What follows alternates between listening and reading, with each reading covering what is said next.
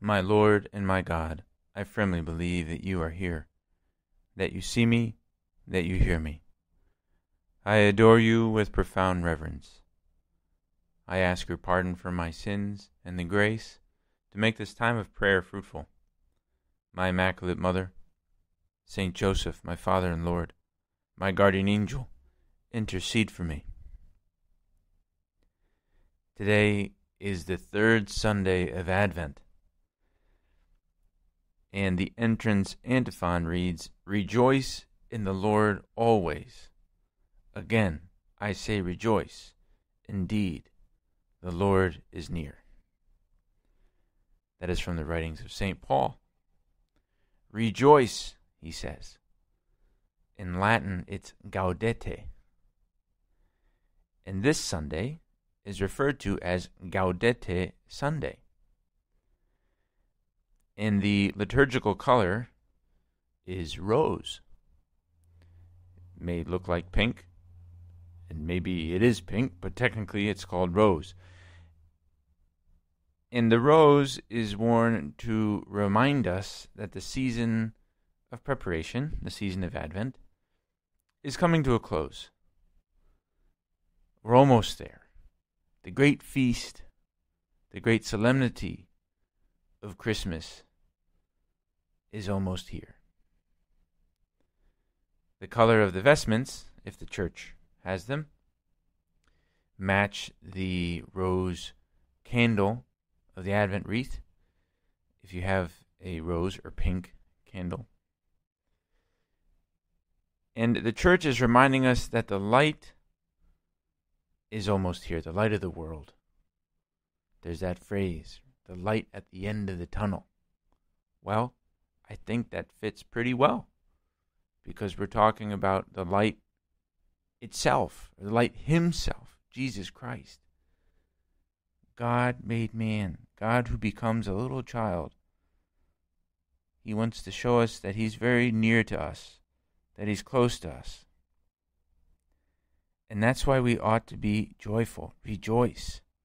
In the midst of all the difficulties, in the midst of all the negatives, in the midst of perhaps where you live, a society where God is not at the center anymore, or maybe never was.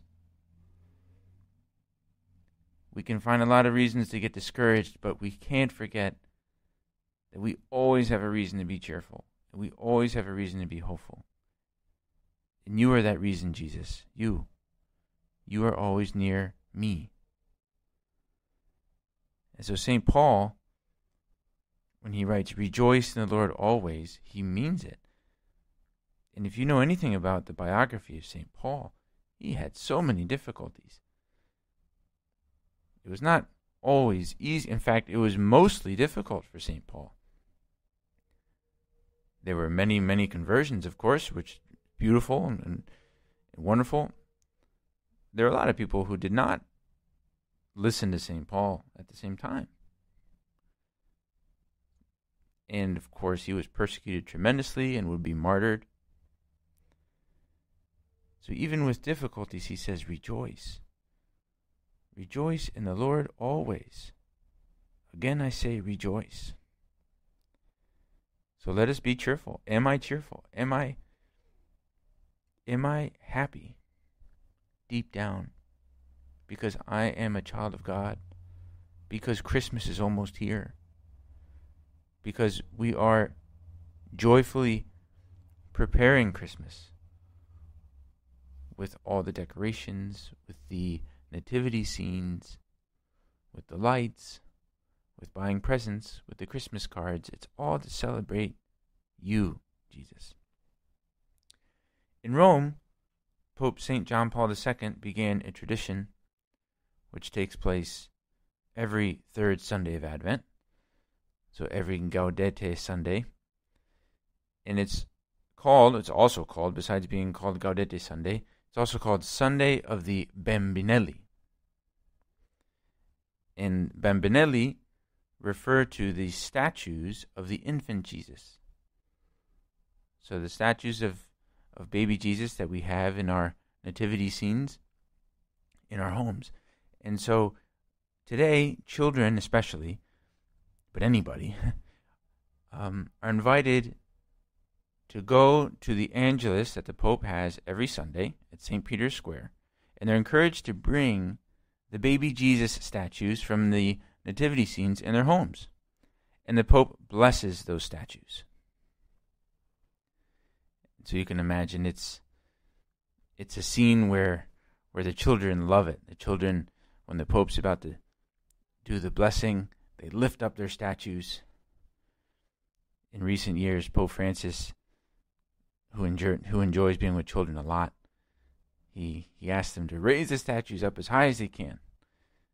And he blesses those statues of the baby Jesus. We want to lift up the baby Jesus. We want the baby Jesus to be at the center of our lives, not just during Christmas, but always. Always. There's a beautiful story that took place in 1994. There were two Americans who went to Russia, and they were invited by the Russian Department of Education. And they went to teach morals and ethics based on principles from the Bible. And they went to do this in public schools. And so they went to not just public schools, they went to prisons, they went to orphanages, and many different places to teach about God. And of course, around Christmas time, during Advent, they were focusing on the birth of our Lord and how that's told in the Bible, in the New Testament. And so one of these two Americans wrote up what had happened to them when they went to an orphanage. They went to an orphanage and they explained to a big group of children, for many of them, for the first time in their lives, they told them the story of Jesus' birth in Bethlehem. And so they tell them the story in their own words, also quoting the New Testament, of course. And when the story is done, they say, okay, now we're all going to make our own nativity scene. But they didn't have much money at all, so they got cardboard and scissors, and the idea was to cut out the cardboard and to create the different figurines, Jesus, Mary, and Joseph, and if they wanted, and if they have time, some of the animals. And so I'm going to read a couple of paragraphs from what one of the Americans wrote. It's quite moving. Following the instructions, the children tore the paper and carefully laid strips in the manger for straw. Small squares of flannel were used for the baby's blanket. A doll-like baby was cut from tan felt we had brought from the United States. The orphans were busy assembling their manger as I walked among them to see if they needed any help. All went well until I got to one table where little Misha sat. He looked to be about 6 years old and had finished his project. As I looked at the little boy's manger, I was startled to see not one, but two babies in the manger. Quickly, I called for the translator to ask the lad why there were two babies in the manger. Crossing his arms in front of him and looking at this completed manger scene, the child began to repeat the story very seriously. For such a young boy who had only heard the Christmas story once, he related the happenings accurately, until he came to the part where Mary put the baby Jesus in the manger. Then Misha started to ad-lib. He made up his own ending to the story as he said, "And when Mary laid the baby in the manger, Jesus looked at me and asked me if I had a place to stay. I told him I have no mama and I have no papa, so I don't have any place to stay. Then Jesus told me that I could stay with him. But I told him I couldn't because I didn't have a gift to give him like everyone else did. But I wanted to stay with Jesus so much, so I thought about what I had that maybe I could use for a gift. I thought maybe if I kept him warm, that would be a good gift. So I asked Jesus, if I keep you warm, will that be a good enough gift? And Jesus told me, if you keep me warm, that will be the best gift anybody ever gave me." So there you have it. little Misha focused and having a dialogue with the baby Jesus. You and I can learn from this Russian orphan to be focused on the baby Jesus, to have a regular, as in every day, to have a conversation with him, to talk to him, to speak to him from the heart the way he did. We want to keep him warm with our hugs, maybe with our kisses, even kissing the statue of Jesus, telling him that we love him as we prepare and as we celebrate Christmas. And we ask our Mother Mary, the Mother of Jesus, to help us to be focused always on Jesus. I thank you, my God, for the good resolutions, affections, and inspirations that you've communicated to me in this meditation.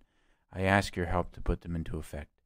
My Immaculate Mother, Saint Joseph, my Father and Lord, my guardian angel, intercede for me.